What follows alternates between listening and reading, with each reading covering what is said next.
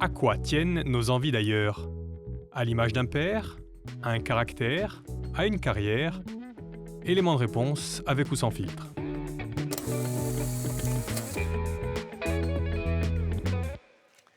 Allez, bienvenue dans votre vie. On va commencer par là, tiens, Fabien. Allez, on va retracer un petit peu les grandes photos de votre existence.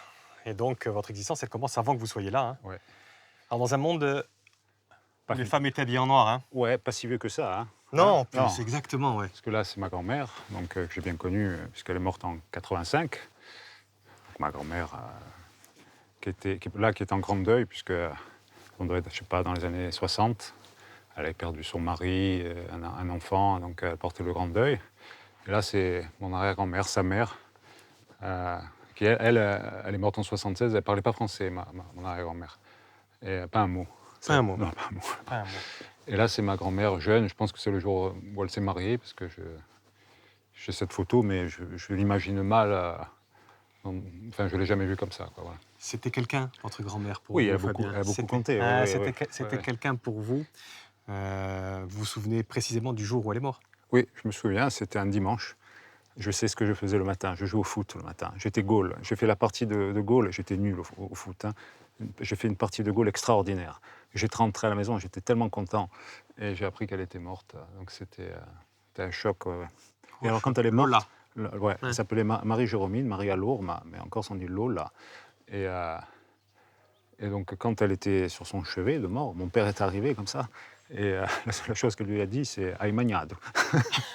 La première chose qu'elle dit, c'est ça. Voilà, et puis elle est morte. Elle se soucie de son... Oui, comme les mères. Mais ils avaient une sacrée relation, justement, les deux, parce que votre père, lui, il y a des courriers de votre père à sa mère, quand il était militaire. Parce qu'on va le voir, votre papa, il n'a pas eu d'éducation. Il avait écrit quoi comme lettre? Une lettre vraiment marquante. Ah oui, il était en Indochine, parce qu'après la Seconde Guerre mondiale, il s'est engagé... On va y aller.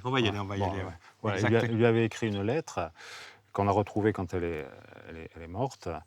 Et dans la lettre, il y a des choses émouvantes, quoi, hein. Moi qui m'ont marqué parce que j'étais adolescent.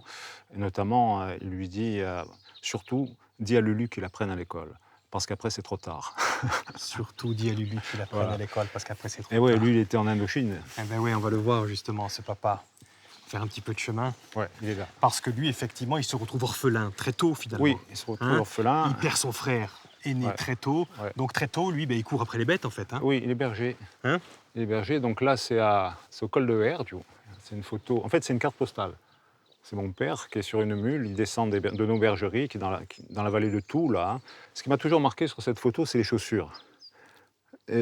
C'est des chaussures qu'ils ont dû récupérer de soldats américains ou quoi, parce que c'est des chaussures... oui, c'est une espèce de Converse, c'est ça, non, j'ai l'impression. Donc le mec était à la mode quand même. Hein. Mais il abandonne assez rapidement, finalement, cette vie, pour s'engager. Il s'engage assez tôt, en fait. Ils sont deux, donc mon oncle Jean-Marie et lui. Ils s'engagent volontaires pour l'Indochine, dans ce qu'on appelait les RIC, le régiment d'infanterie coloniale, donc qui étaient des unités de combat. Et donc, ils partent en Indochine. Et mon père, là, on le voit sur cette photo.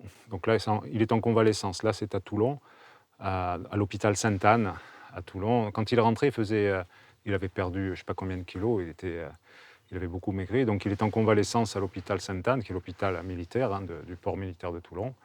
Et voilà. Et après, il est parti en Algérie. Et puis après l'Algérie, il va continuer militaire, parce qu'après, vous allez faire... Il va partir dans les îles, dans les Caraïbes. Il a fait l'océan Indien, il a fait la Caraïbe. Il va s'occuper des messes, des officiers, jusqu'à... Une vie, on va vous retrouver justement dans les Caraïbes. Mais avant cela, parlez-moi un petit peu de lui. Eh ben, mon père, il a beaucoup compté pour moi, parce que quand il est mort, à l'époque, j'étais en Égypte. Et je me souviens, il m'avait dit, avant de partir, j'étais venu en Corse quelques jours pour la fin de l'année, et j'étais allé l'embrasser. Et c'était peut-être le 29 décembre, ou quelque chose comme ça. Et je devais rentrer, je devais être là-bas le 31 décembre, je travaillais. Et il voyait que j'avais du mal à partir. Et il m'a dit, bah, Idene, va-t'en, te retourne pas, fais ta vie. Et je suis parti, il est mort une semaine après. Et ça m'a beaucoup marqué, parce que j'ai eu un peu un sentiment de culpabilité, quoi, d'être parti et de ne pas avoir assisté à ça, quoi, voilà. Et vous avez écrit un texte là-dessus, hein? Oui, j'ai écrit un texte, mais c'était une sorte d'exutoire pour... j'avais besoin de l'écrire, quoi, voilà. Voilà. Et quand il est en Algérie, Alors, là-haut. ah, là, c'est pas en Algérie, là. Non. Non. Là, c'est en Caraïbes, c'est la Caraïbe. Oui, mais à côté, on va parler d'abord de votre mère. Oui, alors ça, c'est ma... Alors, ah oui, Oui, c'est quand même. mais elle est dans la Caraïbe, là. Oui. Alors là, c'est moi à côté, Eh oui, le garçon. eh oui, J'ai toujours le même regard, je crois. Et donc là, je suis avec ma maman, c'est en 75. Et, votre maman qu'il rencontre d'abord en Algérie. Elle est italienne, votre maman d'origine. Hein. Alors ma mère vient d'une famille qui a pris ses racines en Italie, donc à Naples. Et mon père la rencontre, elle a 17 ans. Bon, donc d'abord, elle a 2 enfants en Algérie avec lui. Hein. Et donc mon frère Michel-Ange et ma sœur Marie-Françoise. Et son caractère, votre maman. Ah, c'est un caractère fort. Hein. Ah oui. Ah oui, si elle avait été une femme d'affaires, elle aurait fait mal. Hein. Elle ne se laissait pas faire, quoi. C'était des gens qui ne se laissaient pas faire. Hein. Et pourtant, elle a suivi votre père Oui, partout. elle a suivi mon père. Ouais. Et mon père elle vous a élevé. Elle s'est oui. contentée, entre guillemets, de vous élever. Ah, c'était pas rien. Hein. Non, c'était pas rien. Et justement, on a la photo à côté. Vous... ouais. Alors là, ça, c'est le paradis. C'est le paradis, ça. Oui, il y a 3 personnages. Il y a une petite enfant qui doit être à gauche, que l'on voit à peine, qui est une Antillaise. Mon frère à droite, Fredo, et moi au milieu, un athlète, comme on peut le voir. Et donc on était lâchés, on était dans l'eau, il n'y avait personne qui nous surveillait. Et puis un jour, il faut quitter ce monde-là. Ah oui, on l'a quitté, oui. Et on revient là. Ah oui, alors ça c'est une photo qui m'émeut. Donc là, c'est mes oncles. Il y a mon oncle François, là, que j'ai bien connu. Ça, c'est mon cousin Ange-François, qui a été le dernier berger de la famille à Toul. Et Toul, ça c'est la vallée de Toul, là où il y a la Paille-Orbe, Kabounaouna. Et vous rentrez là, hein, on n'a pas dit de quel village vous étiez. Je suis de Lotzi. Hein, ouais. De Lotzi, on est à Lotzi là. Ouais. Et vous retrouvez cette famille. Alors, oui. c'est pas faire injure à votre famille que dire c'est une famille, on ne parle pas d'études. Hein. On parle pas d'études, mais c'est important. C'est important, mais important. Mais vous êtes par exemple, vous allez à l'école à Corté, vous êtes un élève assez brillant, vous êtes premier, vous avez votre bac avec mention très bien. Et il n'y a personne qui mesure vraiment votre potentiel, là, finalement, qui vous dit il va falloir que tu fasses ça, que tu fasses pas ça. Là. C'est quoi? Il y a de l'indifférence, il n'y a pas la connaissance. Comment vous... C'est-à-dire que j'étais un bon élève en mathématiques, mais quand dans une famille, personne n'a vraiment fait d'études, on a le sentiment qu'on peut faire confiance au système et que le système vous portera. Ouais. Et moi, j'étais plutôt bon élève, j'avais eu le prix d'éducation. Bon, en famille, je pouvais en parler avec personne. Et je me suis dit, je vais aller voir une conseillère d'orientation. Et la conseillère d'orientation m'a dit, vous aimez les animaux? J'ai dit, oui, j'aime les animaux. Alors, il faut faire vétérinaire. Voilà. Et j'ai dit, pourquoi pas, avec la plus grande naïveté du monde. Sauf que vous n'allez pas faire vétérinaire. Non, je ne vais pas faire vétérinaire. Vous allez partir sur le continent sans trop savoir quoi faire, effectivement, plutôt scientifique. Et on va voir un petit peu où vous allez débarquer. D'accord? Allez, ouais, je ne sais pas où je vais Venez avec moi.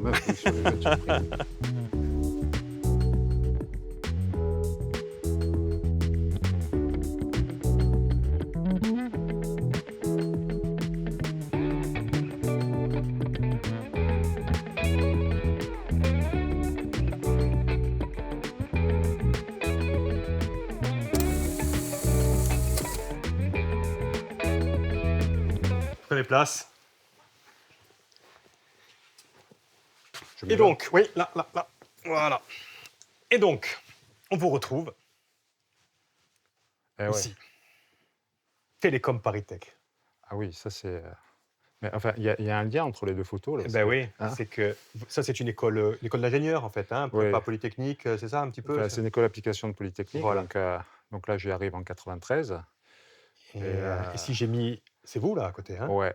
C'est qu'en fait, ça correspond pas tellement à vos rêves d'enfant en fait, ce que vous faites. Pas vraiment, non. Hein? Donc j'ai fait des maths et mon père était assez fier. Il disait, il fait la mathématique. Ouais.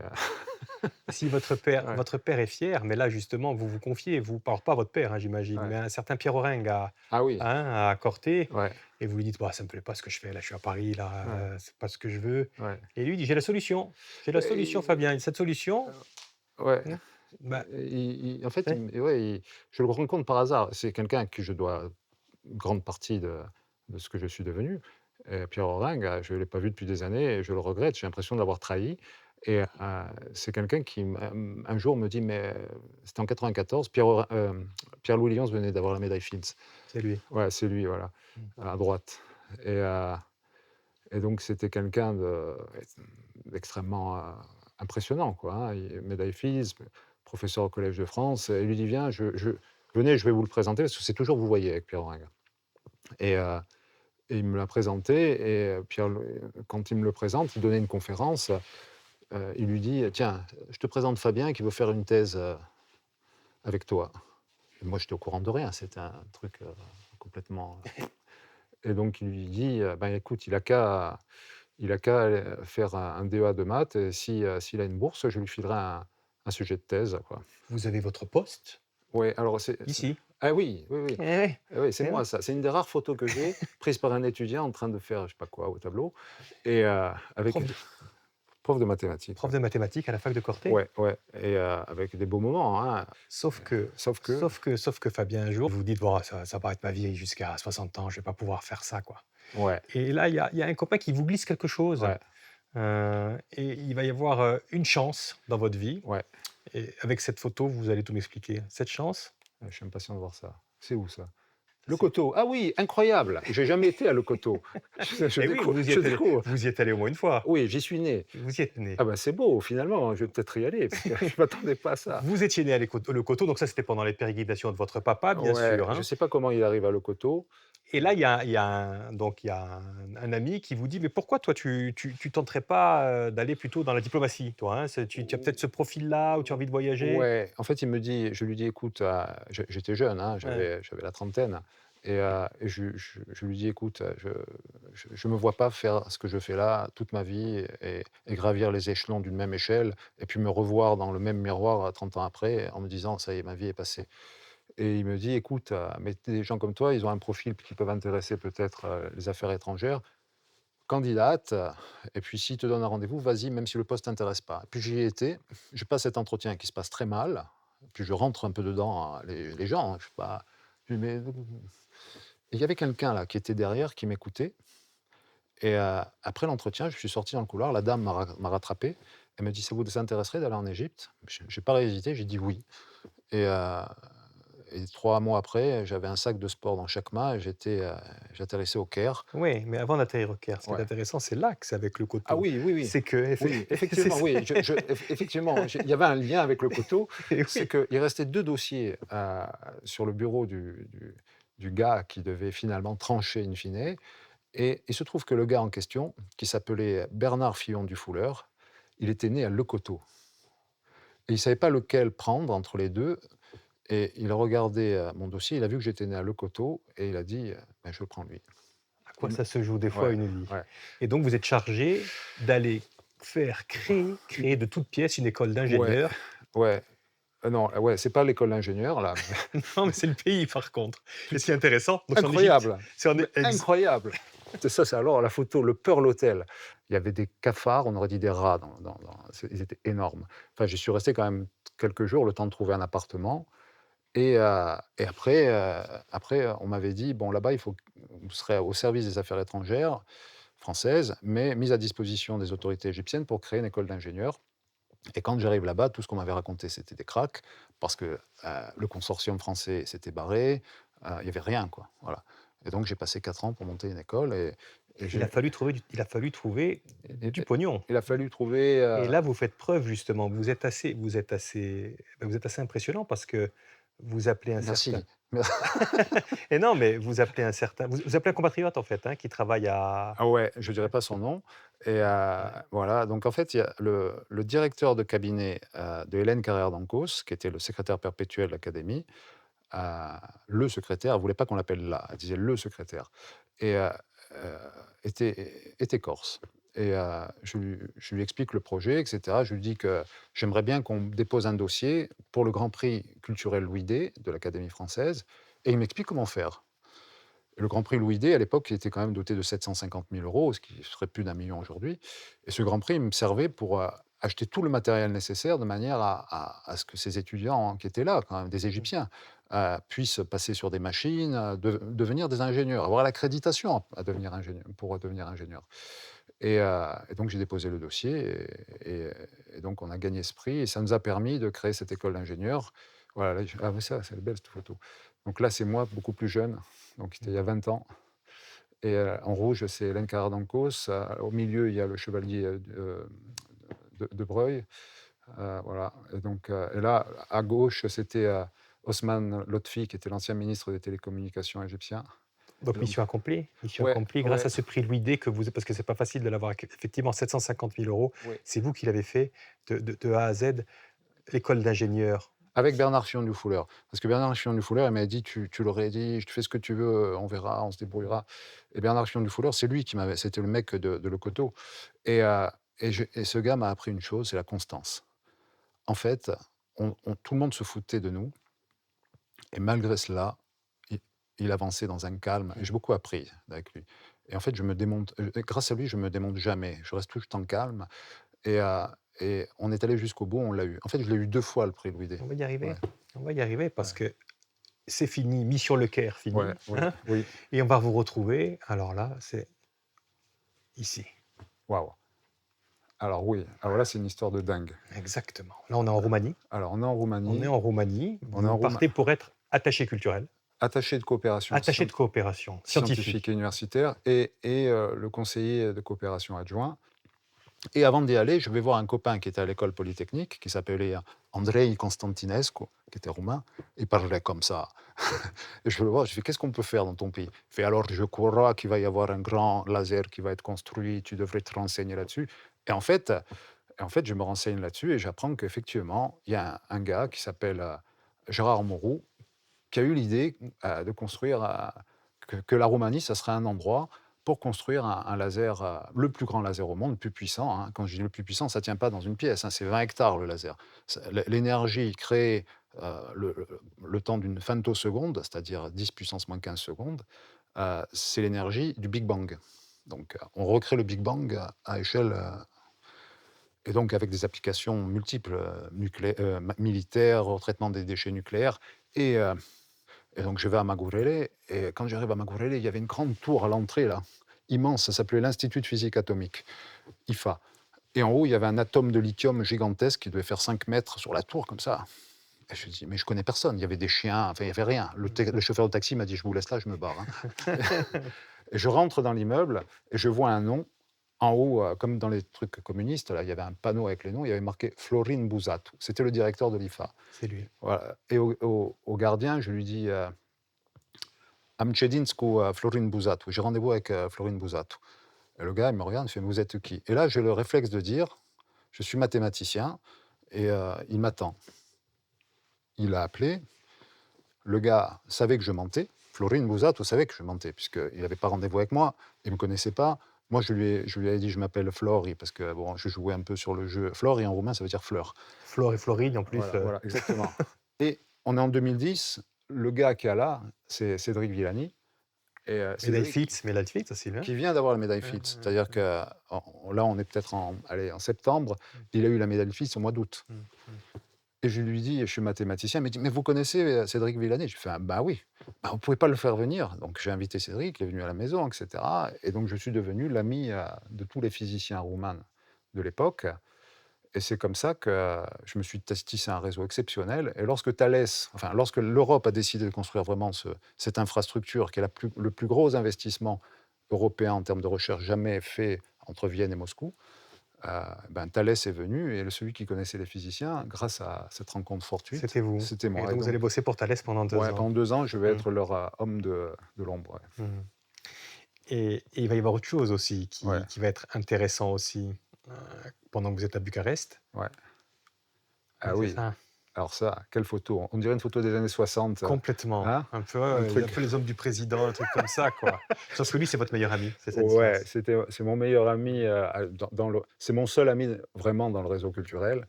Et vous habitez la maison là, qui est là pendant que vous êtes à Bucarest. C'est une Ouais, grande maison, ça ouais, appartient à la France, bien sûr, hein, qui ouais. fait je ne sais pas combien de centaines de mètres Ah, elle est carrés. très belle, ouais. Et elle est destinée à disparaître, quoi. Hein. Ouais, parce que la France voulait vendre cette maison, c'était à l'époque où ils se débarrassaient de tous leurs biens. Exactement. Et j'ai dit: écoute, on va essayer de la rénover. Il me dit: mais où on trouve l'argent? J'ai dit: mais moi, je connais un prix, ça s'appelle le prix Louis D. Et donc là, j'appelle mon ami corse. Voilà. Pareil, re-rédaction. Re-rédaction. Et là, on décide d'écrire un dossier, parce que c'est une très belle maison, on ne l'en voit pas, mais elle fait 800 mètres carrés. Et il y a à peu près 3000 mètres carrés de jardin. On est dans le centre Oui, oui. de Bucarest. C'est là où habitent les gens riches. Par exemple, la maison en rouge que vous voyez derrière. Derrière, on voit une petite maison avec une fenêtre. C'était la maison d'Élie Nastase. Et, Ah oui, d'accord, voilà. effectivement. Et, Donc, repris Louis D, Ouais, repris Louis D, on sauve la maison, elle est complètement rénovée. Vous l'avez une deuxième fois. Hein. Deuxième fois, oui.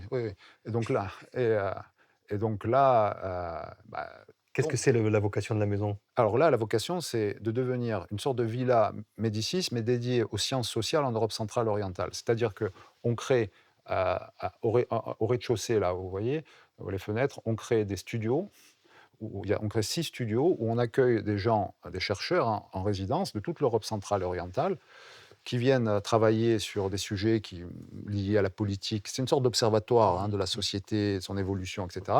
En haut, il y a une médiathèque, une salle de conférence, enfin, voilà, et un jardin où se passent des événements, etc. Donc la maison est sauvée. La maison est sauvée. Elle sert à quelque chose. Elle sert à quelque chose, elle n'est pas vendue.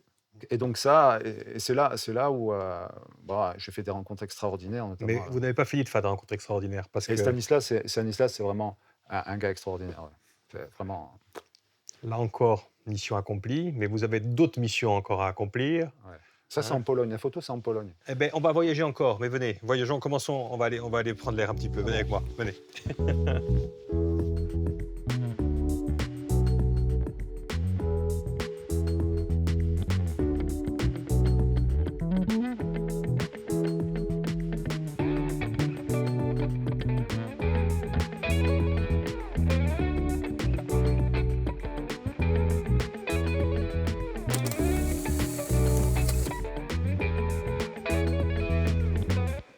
Et donc, Fabien, à un moment, vous croisez lui. Quand vous êtes en Roumanie, d'ailleurs, vous le croisez, lui. Hein. Ah oui.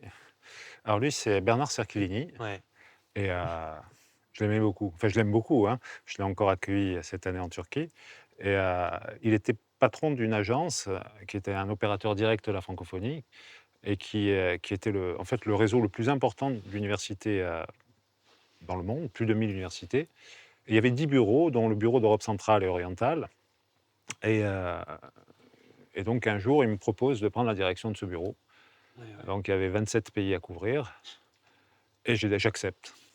Ouais. Et j'ai mis cet avion, pourquoi? Oui. Parce que vous le prenez souvent, l'avion? Ouais, hein, mais là, je le prenais plus que souvent. Ouais. Constamment même? Là, je faisais 2 à 3 pays par semaine. Et j'ai pas le dessin de votre fils, mais en fait, qu'est-ce qu'il dessine, votre fils, à ce moment-là? Un jour, il dessine ses frères, comme ça, là, et donc toute la famille. Et moi, il ne m'a pas représenté, il a mis un avion, il a mis papa. Voilà.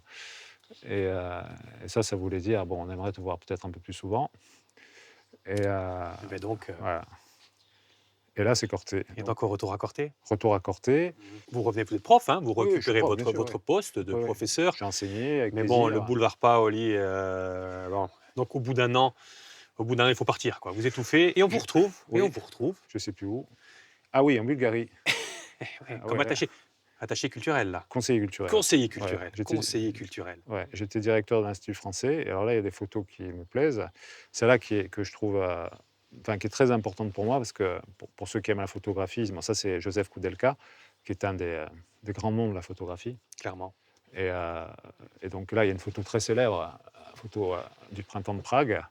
Et avec Koudelka, je joue un coup de bluff. C'était au moment des élections européennes. Et en Bulgarie, il y avait un mouvement qui était anti-migrant, assez réactionnaire. Et je me suis dit, il faut qu'on fasse une exposition sur l'exil. Et je pense à la célèbre série de photos Exil de Koudelka, puisque Koudelka est resté apatride pendant 17 ans. Et il a eu un passeport français au bout de 17 ans, mais pendant 17 ans, il a photographié l'Europe des années 70, début des années 80. Et cette série est très célèbre, elle s'appelle Exil. Elle n'avait jamais été montrée en entier à l'étranger. Vous restez combien de temps, Sophia? Je reste 2 ans. 2 ans. Et au bout cette photo, là, c'est l'exposition. Hein. Et au bout de 2 ans? Ouais. Je reviens. Recorté. Ouais. Recorté. Je reviens pour des raisons familiales. Parce que là, pareil, il y a votre fils qui dit « Papa, on n'est pas bulgare ». Ouais, tout le monde... en fait, ça devenait de plus en plus dur pour eux, pour ma femme, etc. Et donc... voilà, on rentre. Vous rentrez. Et vous vous rapprochez, comme votre père en fait, hein, vous vous rapprochez toujours plus de vos origines après avoir parcouru le monde, hein, j'ai envie de dire, parce qu'on vous retrouve. Ah oui. Ah là, c'est chez moi, oui. Enfin, c'est ma maison. À la maison de famille à l'autre, aussi. Ouais, maintenant, c'est mon frère et ma sœur qui y habitent. Mais c'était la maison de mon père. Et donc, je crée qu'en fait, quand je rentre à l'autre, si je me dis qu'est-ce que je pourrais faire pour m'occuper et en fait, je m'étais rendu compte que les enfants, quand ils vivent dans le monde rural, ils sont vraiment coupés de la culture. Et souvent, on parle, c'est très théorique, hein, bon, la culture, la Corse, l'intérieur, la ruralité, bon, tout ça, c'est de la pipette. Et puis, on ne peut pas se permettre, on ne peut pas dire ça va tomber du ciel, on attend. Donc, soit on est citoyen, on s'engage, soit c'est pas la peine de vivre, quoi. Et donc, je décide de créer une petite résidence, hein. On appelle ça un festival, mais c'est plutôt une forme de résidence qui invite des artistes toute l'année. Mais je me dis, on n'a pas d'infrastructure pour créer, on n'a pas d'infrastructure pour exposer. Qu'est-ce qui nous reste? Il nous reste l'extérieur. Et donc, j'ai pris, parce que j'avais déjà travaillé pas mal avec des artistes urbains quand j'étais conseiller culturel, et je me suis dit, je vais utiliser ces artistes à contre-emploi. Je vais les faire venir dans le rural et je vais leur demander de s'adapter au contexte et de réimaginer leur rôle, mais dans un contexte rural, en s'inspirant en fait des histoires locales, quoi. Ça donne ça. Oui, alors là, il y a plein de choses. Parce qu'effectivement, Populart, et c'est ça, on en est à la 7e édition quand même. Oui. Hein, c'est effectivement itinérant, hein, ce n'est pas qu'à l'autre. Non, bien sûr, évidemment, c'est dans certains. Il y a Ourtaka aussi. Il y a Ourt, il y a Linguizet, je ne sais pas moi, Volpaiola, Cannes, Rimagina, enfin, il y a plein de villages, quoi. Et c'est votre façon à vous de quoi, ça? D'abord, c'est parce que ça me... Il y a Marguerite Duras qui disait, en parlant des gens qui lisent des romans, ils cherchent une compensation à leur vie. Là, je cherchais une compensation à ma vie, et j'ai toujours trouvé que les artistes, ils m'apportaient beaucoup de bien, et égoïstement, ça me faisait du bien. Je me suis dit que ça ferait certainement du bien aux gens aussi. Et des fois, il y a des œuvres qui sont plus polémiques que d'autres. Et donc, quand il y a une œuvre polémique, les gens parlent, se disent « Ah, moi, je ne l'aurais pas faite comme ça » ou « Je l'aurais faite comme ça ». Et finalement, que ça soit polémique, c'est bien, parce qu'ils parlent d'autre chose que de leur quotidien, des vaches, etc. Ils parlent de culture, et là, on a gagné. Voilà. Donc, vous êtes en train de gagner. Je ne sais pas si je suis en train de gagner, mais au moins, ponctuellement, je me dis que quelqu'un qui dit « c'est moche », je me dis que finalement, il adhère à Marcel Duchamp quand il dit que c'est le regardeur qui fait le tableau, quoi. Voilà. Puis quelqu'un qui dit c'est beau, comme disait Stendhal, le beau est une promesse de bonheur. Exactement. Hein? Nietzsche disait aussi, une phrase que j'aime beaucoup, l'art, c'est ce qui nous reste pour ne pas mourir de la réalité. Voilà. Mais votre réalité, justement, elle est là en ce moment, parce que vous avez fini par repartir encore une fois. Là, on vous retrouve en Turquie. Effectivement. C'est moi, ça, oui. Oui. Il y a ce besoin toujours de partir encore. Vous étiez encore là. Qu'est-ce que vous faites en Turquie? Vous êtes à Ankara, hein? Alors, c'est un très, très gros dispositif, la Turquie, dans le système de coopération français. C'est la 5e enveloppe du réseau. Donc, il y a un très, très gros dispositif, 5e enveloppe du réseau culturel extérieur français. Et donc là, il y a une direction générale, et ça regroupe à peu près 120 personnes, et je suis le directeur général adjoint. Voilà. Vous y êtes depuis combien de temps? 2 ans maintenant en Turquie, hein? J'attaque ma 3e année. Votre 3e année? Encore combien de temps en Turquie? Je partirai à l'été. À l'été? Oui. Pour rentrer, j'ai envie de dire, définitivement? A priori, non. Mais bon, là, je ne peux rien dire, parce que... Hein, il vaut mieux pas s'attirer. On va rester là-dessus. Voilà, on va rester là-dessus, en tout cas. Bon, allez, la dernière photo. C'est moi qui la prends. Qui compléteront votre album, hein, de toute façon, un de ces jours. Voilà, faites un beau sourire. Merci infiniment d'être passé par la Corse. Hein. Bon retour du côté de l'autre, si j'imagine que de toute façon vous rentrez régulièrement. Ça m'arrive, oui. Et puis on se retrouve dans un prochain pays, vraisemblablement. Oui. Hein? En Méditerranée, en tout cas. En Méditerranée. Voilà. À bientôt. Ciao. Au revoir, Fabien.